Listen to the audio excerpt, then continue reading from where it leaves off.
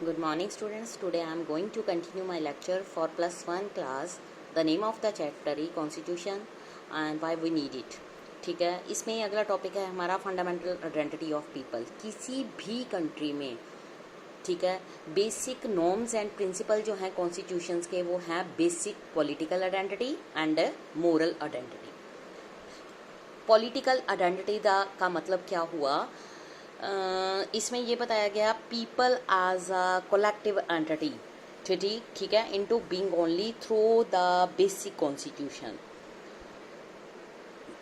such as by agreeing to a basic set of norms about how should be governed, who should be governed, the one forms a collective identity. अगर हम अपने आसपास पूरे world के constitution की तरफ देखें, they are differ in many respect. In the form of government they enjoy in many procedural details. They may also share a good deal. कुछ मॉडर्न जो कॉन्स्टिट्यूशंस हैं, इन्होंने एक तरह की गवर्नमेंट बनाई है डेमोक्रेटिक इन सम रिस्पेक्ट्स. कुछ क्लेम करते हैं कि उनके जो बेसिक राइट्स हैं उनको प्रोटेक्ट करना चाहिए, बट जो कॉन्स्टिट्यूशंस हैं वो हर तरह से डिफरेंट है, जिसमें लोगों की आइडेंटिटी जो है, नेशनल आइडेंटिटी, वो डिफरेंट है. जो मोस्टली नेशंस हैं वो क्या करते हैं, उनके लिए जो complex set of historical traditions आ जाता है. डाइवर्स ग्रुप ऑफ लोग वहाँ पर रहते हैं. फॉर एग्जांपल अगर हम जर्मन के लोगों की देखें तो उनकी जो आइडेंटिटी है इथेनिकली जर्मन से कॉन्स्टिट्यूट होती है. कॉन्स्टिट्यूशन जो है एक्सप्रेशन देता है आइडेंटिटी का. जो कॉन्स्टिट्यूशन है वो एथनिक आइडेंटिटी क्रिएट करके सिटीजनशिप नहीं बनाता. इसमें ये बताया गया है कि जो कॉन्स्टिट्यूशन की मेन जो अथॉरिटी है वो क्या है.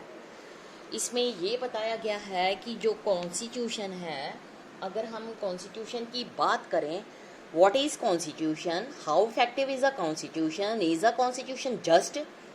मोस्ट कंट्रीज में जो कॉन्स्टिट्यूशन है वो एक कंपैक्ट डॉक्यूमेंट है जिसमें number of articles about the state दिए गए हैं और ये बताया गया है कि state is to be constituted and what norms it should follow. United Kingdom की बात करें तो ये इनका एक डॉक्यूमेंट सिंगल नहीं है, ठीक है. हम उस सिंगल डॉक्यूमेंट को कॉन्स्टिट्यूशन नहीं कह सकते. वहाँ पर series of document and decisions हैं जो वो कलेक्टिवली लेते हैं एंड इसी को रेफर किया जाता है कॉन्स्टिट्यूशन. इस तरह से कॉन्स्टिट्यूशन इज द डॉक्यूमेंट और set of documents that seek to perform the function that we mentioned above. जितने अब तक हम फंक्शंस बता चुके हैं वो जो कॉन्स्टिट्यूशन है वो इसमें मेंशन किया जाता है. नेक्स्ट है मोड ऑफ प्रोमोलगेशंस. ये क्या होता है, इसमें ये बताया गया है make an idea without any reason, मतलब कोई भी आइडिया देना. It refers to how a constitution come into being. आप सबको पता है कि जो इंडिया का कॉन्स्टिट्यूशन है वो बैक ऑफ बारोइंग है. जब इंडिया इंडिपेंडेंट हुआ तो इसको बनाने के लिए जो इसके फ्रेम वर्कर थे उन्होंने बहुत सारे कॉन्स्टिट्यूशन से डिफरेंट आइडियाज़ लिए, इसलिए इंडिया के कॉन्स्टिट्यूशन को बैक ऑफ बारोइंग कहा जाता है. Like Canada, America, South Africa etcetera. Many countries में जो कॉन्स्टिट्यूशंस है remain defunct because they are crafted by military leaders और leaders who are not popular or do not have ability to carry the people with them. Most successful जो constitutions हैं like India, South Africa, United States, ठीक है, ये वो constitutions हैं जो कि national movements के बाद बने थे. Although India का जो constitution है created by a constituent assembly, कब बनाया गया, between December 1946 and November 1949.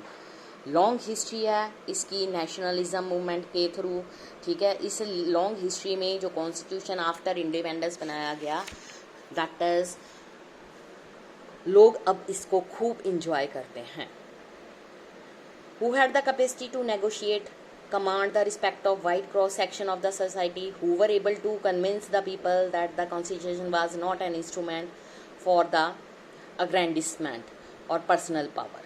कुछ कंट्रीज जो हैं वो subjected their constitution to a full fledged referendum where all the people vote on desirability of a constitution. ठीक है, इंडियन कॉन्स्टिट्यूशन जो है never subject to such a referendum, nevertheless carried enormous public authority. It had the consensus and backing of leaders who were themselves popular. Constitution itself was not a subject to a referendum. People जो है as their own adopt कर रहे हैं abiding by its provisions. इसलिए जो authority of people है वो constitution को इनेक्ट करती है, हेल्प्स करती है determine in parts its prospects and success. कहते हैं कि प्रोविजंस ऑफ कॉन्स्टिट्यूशंस,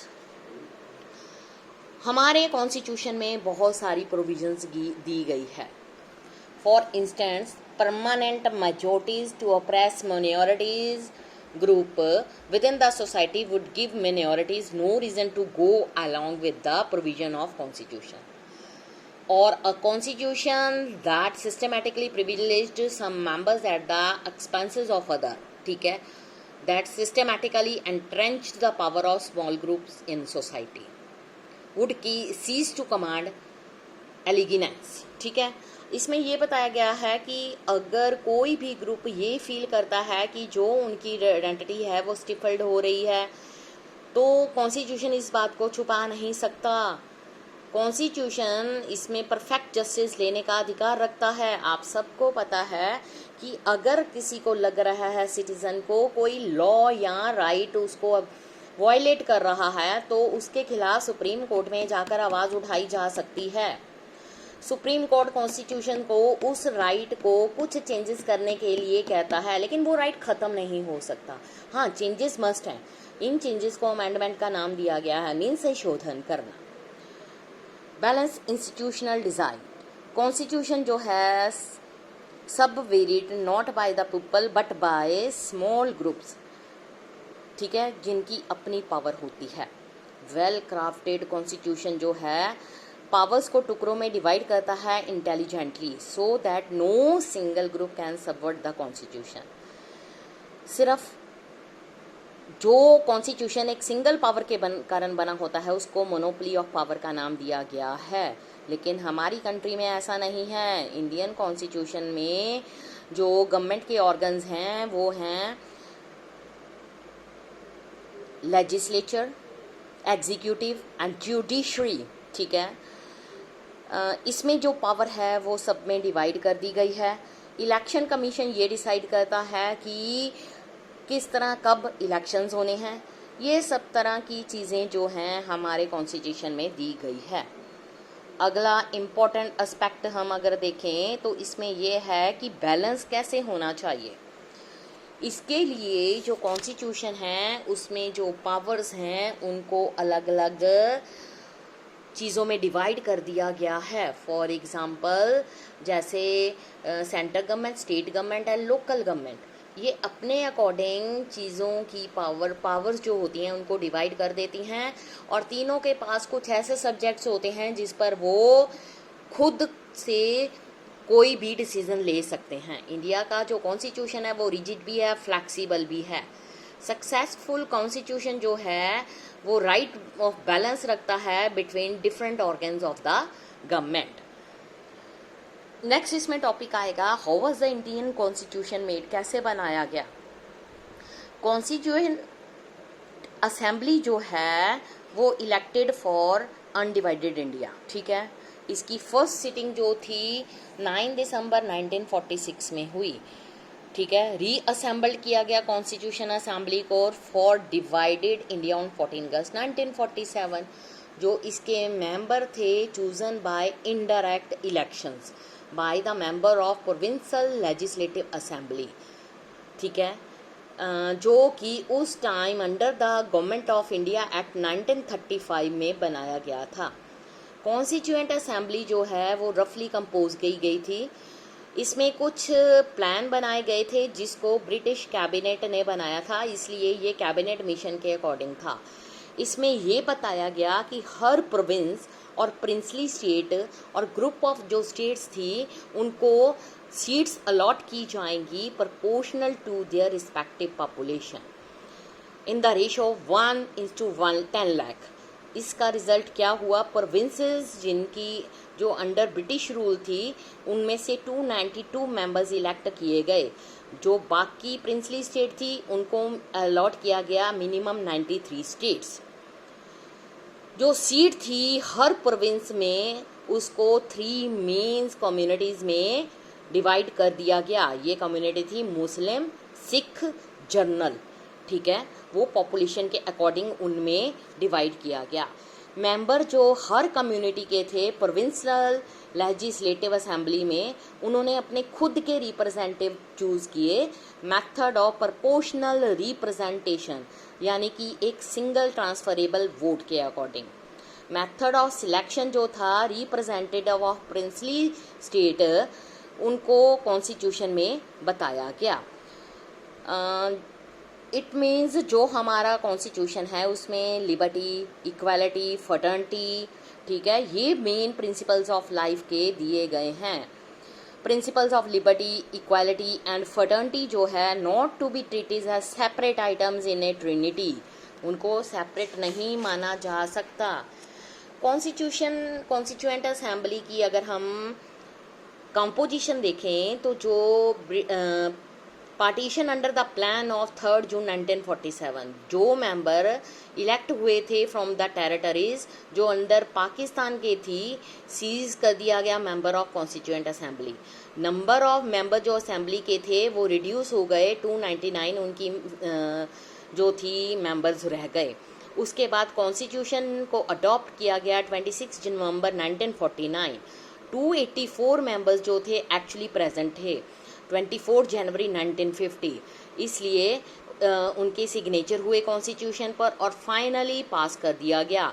जो कॉन्स्टिट्यूशन था वो फोर्स में आया 26 जनवरी 1950, इसलिए जो कॉन्स्टिट्यूशन था उसको फ्रेम किया गया against the backdrop of horrendous violence that the partition unleashed on the sub continent. लेकिन ये जो था कॉन्स्टिट्यूशन बहुत सारे फ्रीडम फाइटर्स के कारण हुआ।